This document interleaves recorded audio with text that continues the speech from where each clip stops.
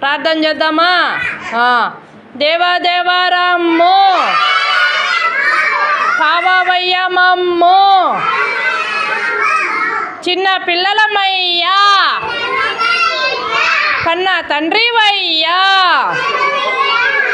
మంచి బుద్ధి నిమ్ము మరువకెప్పుడు మమ్ము. God bless mummy, God bless daddy,